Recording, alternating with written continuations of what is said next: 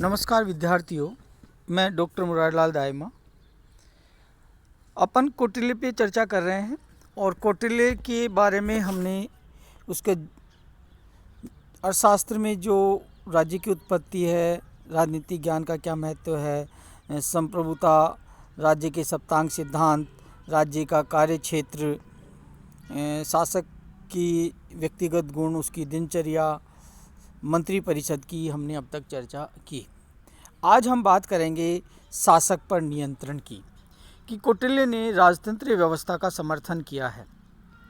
कि वो राजतंत्र का समर्थन तो करता है, लेकिन राजा को बहुत ज़्यादा शक्तियाँ भी प्रदान करता है, किंतु राजा की निरंकुश सत्ता का वो समर्थन नहीं करता।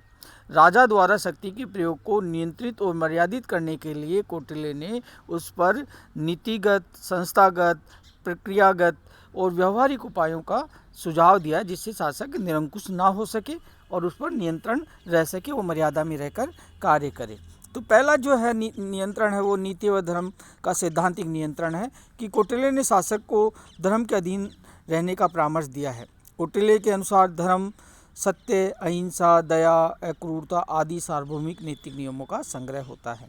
ये धर्म क्या है? कि धर्म सत्य है, अहिंसा है, दया है, अक्रूरता आदि सार्वभौमिक जो नैतिक नियम है, उनका संग्रह है। धर्म में राजा के कर्तव्य तथा उसके निष्ठापूर्वक निर्वाह का दायित्व निहित होता है। कौटिल्य शासक को राजकीय कार्यों को संपन्न करने के क्रम में एक और उसके दायित्वों के प्रति सचेत रहने की बात करता है, तो दूसरी तरफ उसे सावधान करता है कि प्रत्येक राजकीय आदेश को धर्म के अनुरूप जो सार्वभौमिक और शाश्वत नैतिक नियम हैं उसके अधीन रहकर अपने राजकीय आदेशों का क्रियान्वयन करे या उनको लागू करवाए। कौटिल्य ने स्पष्ट कह दिया है कि शासक का मर्यादित व अनुशासित रहना राज्य सत्ता का आधार होता है। उसे राजा धर्म, विधि और चरित्र के अनुसार उसका संचालन करे। दूसरा राजा पे नियंत्रण होता है राजा की शिक्षा और उसका प्रशिक्षण, कि कौटिल्य ने भली भांति शिक्षित प्रशिक्षित व्यक्ति को ही राजा के पद पर नियुक्त करने की वो बात करता है। तो इससे क्या होगा कि कौटिल्य ने संस्कारों, शिक्षा, प्रशिक्षण के माध्यम से राजा की शक्ति को नियंत्रित किया जाना आवश्यक माना। तीसरा है परामर्शदात्री संस्थाओं का नियंत्रण, कि कौटिल्य के अनुसार शासन की शक्ति अकेले राजा में निहित नहीं है। कौटिल्य का स्पष्ट कहना है कि राजा को अपनी शक्ति का प्रयोग मंत्रियों के परामर्श से ही करना चाहिए। वे राजा को मंत्रियों के परामर्श की अवहेलना करने के गंभीर परिणामों के लिए सचेत किया है। कौटिल्य ने शासक को परामर्श दिया है कि वह स्वयं की इच्छा के विपरीत होने पर भी मंत्रियों के विवेक सम्मत परामर्श को स्वीकार करे, यानी कि राजा परामर्शदात्री संस्थाओं के सलाह से ही कार्य करेगा। चौथा नियंत्रण है जनता व जनमत का नियंत्रण, कि कौटिल्य ने शासक को जनमत के महत्व के प्रति सचेत किया है।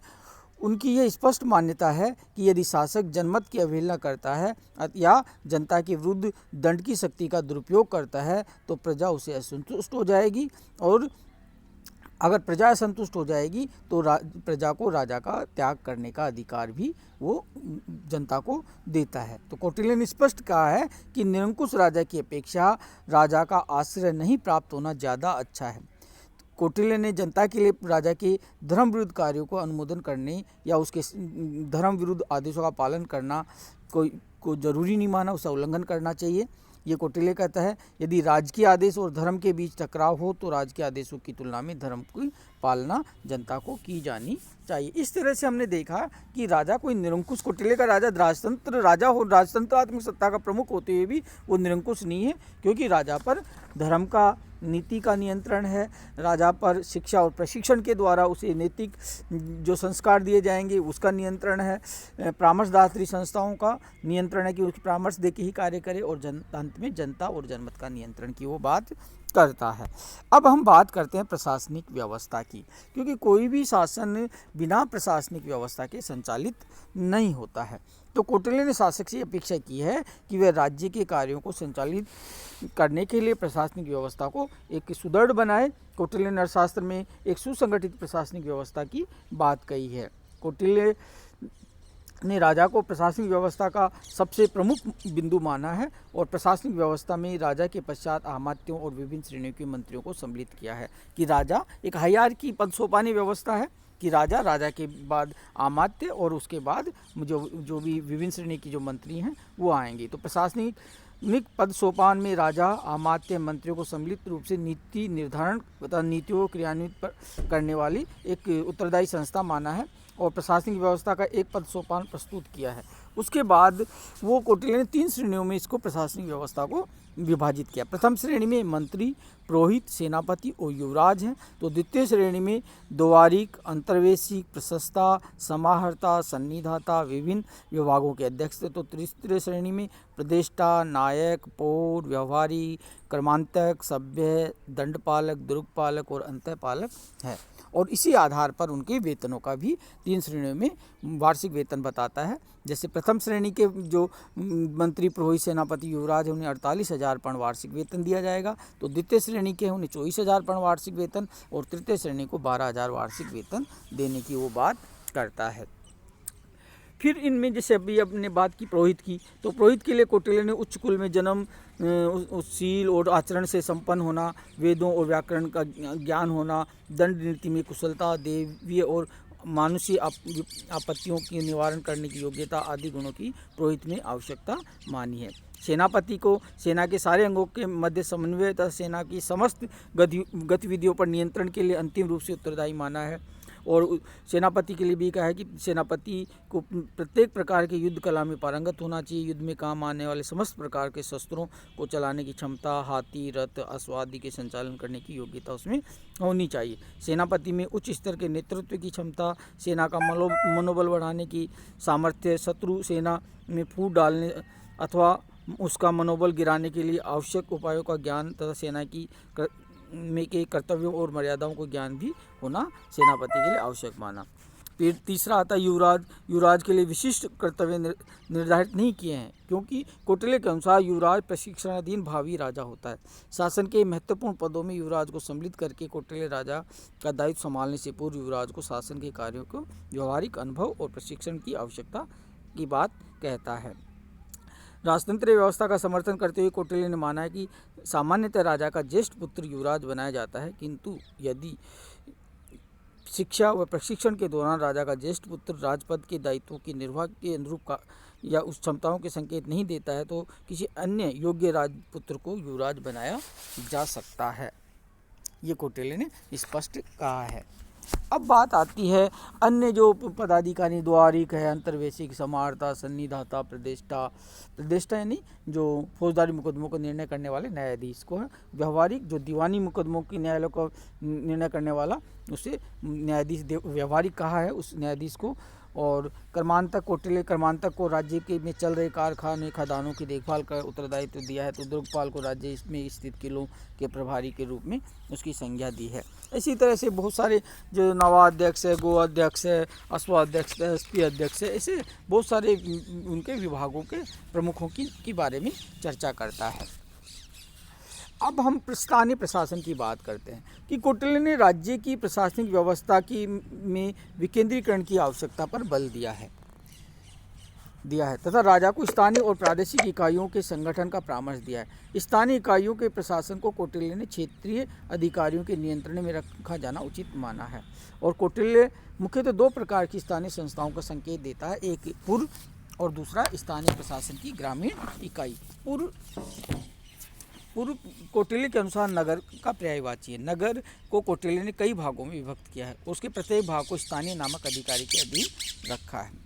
स्थानीय के अधीन कौटिल्य ने गोपा नामक अधीनस्थ अधिकारी की नियुक्ति की अपेक्षा की है तथा प्रतिपादित किया है कि 20 कुटुंबों के ऊपर एक गोपा की नियुक्ति होनी चाहिए। पूर्व के प्रधान अधिकारी को कौटिल्य ने नागरिक की संज्ञा दी है। नागरिक को नगर के संपूर्ण प्रशासनिक कार्यों, नगर में कानून व्यवस्था के निर्वाह तथा राज्य के कार्यों के लिए जो भी आवश्यक व्यवस्थाएं करनी है उसके लिए उत्तरदायी माना है। और स्थानीय प्रशासन में ग्रामीण इकाई को माना है। तो कौटिल्य ने प्रशासन और राजस्व के संग्रहण की दृष्टि से शासन को ग्रामीण इकाइयों की एक श्रृंखला के रूप में संगठित करने की बात की है। कौटिल्य के अनुसार 100 ग्रामों के बीच एक स्थानीय, 200 ग्रामों के समूह में एक कार्वाटिक, 400 ग्रामों के समूह में एक द्रोणमुख और 800 ग्रामों के समूह में संग्रहण नामक इकाई की स्थापना की बात करता है। अब बात आती है राज्य के अधिकारियों पर नियंत्रण। कि कौटिल्य ने प्रशासनिक अधिकारियों की समुचित नियंत्रण की बात करता है, जिससे कि वो अपने कार्य को सही तरीके से ईमानदारी से निर्वाह कर सके। इसके लिए कर्मचारियों पर नियंत्रण की 3 प्रकार की वो बात करता है। पहला है समस्त कर्मचारियों के आचरण की गुप्तचरों द्वारा परीक्षा। दूसरा है अधीनस्थ कर्मचारियों पर उच्च स्तर कर्मचारियों द्वारा नियंत्रण। और तीसरा है शासक द्वारा ऐसी संस्थाओं का गठन जो कर्मचारियों द्वारा किए गए कार्यों की जाँच करें और उनके व्यवहार के प्रति जनता की प्रतिक्रिया पर पता लगाएं। कौटिल्य ने प्रशासनिक शक्तियों के दुरुपयोग को अत्यंत गंभीर अपराध माना और ये कहा है कि कर्मचारी या अधिकारियों को कठोर दंड दिया जाना चाहिए अगर वो कोई दुरुपयोग कर रहे हैं अपनी शक्तियों का। तो प्रशासनिक जो अपराधों या भ्रष्टाचार के लिए कौटिल्य ने अपराध की गंभीरता के अनुसार अर्थदंड, कारावास दंड, प्राण दंड दिए जाने की भी बात करता है। कौटिल्य ने राजा से अपेक्षा की है कि वह स्वयं भी प्रशासन के समस्त विभागों के कार्यों की समय समय पर जांच करता रहे तथा यह जानकारी प्राप्त करता रहे कि कर्मचारी अपने दायित्वों का सही तरीके से पालन कर रहे हैं अथवा नहीं। फिर है प्रशासन में कार्मिक व्यवस्था। कौटिल्य ने प्रशासनिक व्यवस्था को सुचारू संचालन के लिए कार्मिक व्यवस्था यानी कि कर्मचारियों के चयन, प्रशिक्षण, वेतनमान, पदोन्नति आदि पर पूरी तरह से विश्लेषण किया है। वैसे शुक्र जितना विश्लेषण तो नहीं है, लेकिन अच्छा विश्लेषण किया है। चयन व वर्गीकरण। कौटिल्य ने राज्य कर्मचारियों को 2 वर्गों में विभक्त किया है, युक्त और उपयुक्त। कौटिल्य ने प्रशासनिक अधिकारियों को उपयुक्त की संज्ञा दी है तथा अधीनस्थ कर्मचारियों को युक्त की संज्ञा दी है। कौटिल्य ने कर्मचारियों और अधिकारियों की नियुक्ति के लिए चयन की विवेक सम्मत प्रणाली की बात की। कर्मचारियों की नियुक्ति में पक्षपात या भेदभाव को स्थान नहीं दिया है। योग्यता और निपुणता के आधार पर ही नियुक्तियाँ की जानी चाहिए, ये कौटिल्य कहता है।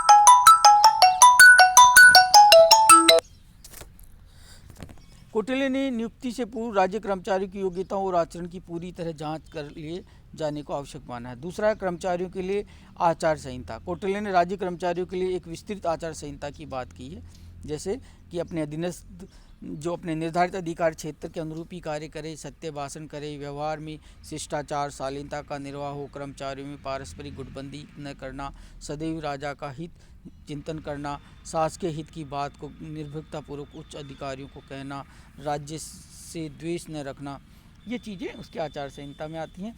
वेतनमान और वेतन वृद्धि की भी बात करता है कि कौटिल्य प्रशासनिक अधिकारियों व कर्मचारियों को उनके पद के अनुसार वेतन देने का परामर्श देता है और ये भी कहता है कि कर्मचारियों को पर्याप्त वेतन दिया जाना चाहिए जिससे वे अपने और अपने परिवार का अच्छी तरह से भरण पोषण कर सकें।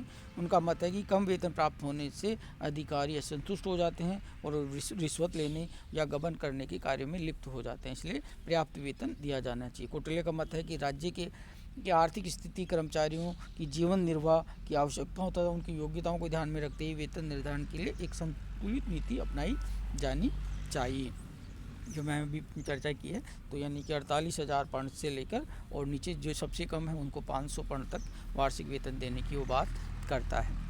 पदोन्नति की बात करता है कि कर्मचारियों अधिकारियों को उनके द्वारा कर्तव्यों की निष्ठापूर्वक पालन के आधार पर पदोन्नति देकर प्रोत्साहित करना चाहिए। पदोन्नति के लिए कौटिल्य ने कर्मचारियों अधिकारियों के कार्यों को समुचित मूल्यांकन की भी बात की। कौटिल्य जहां निष्ठापूर्वक कर्तव्यों को पालन के लिए कर्मचारियों को पदोन्नत करके प्रस्तुत करने पर बल देता है, वहीं उन्होंने ये भी स्पष्ट किया है कि यदि कर्मचारियों के कार्यों के मूल्यांकन के दौरान यह लगे कि वे अपने कर्तव्यों का पालन नहीं कर रहे हैं तो उन्हें पदों से नीचे भी उन्नत भी किया जा सकता है। अवकाश की बात करता है कौटिल्य। कर्मचारियों को आकस्मिक अवकाश, अस्वस्थता की स्थिति में चिकित्सा अवकाश तथा विशेष अवसरों पर पर्व अवकाश आदि देने की बात करता है। यह अवकाश सवैतनिक होगा। इसके अतिरिक्त वेतन प्रदान किया जाना चाहिए अगर कोई अच्छा कार्य करे, जिसे बोनस कहते हैं।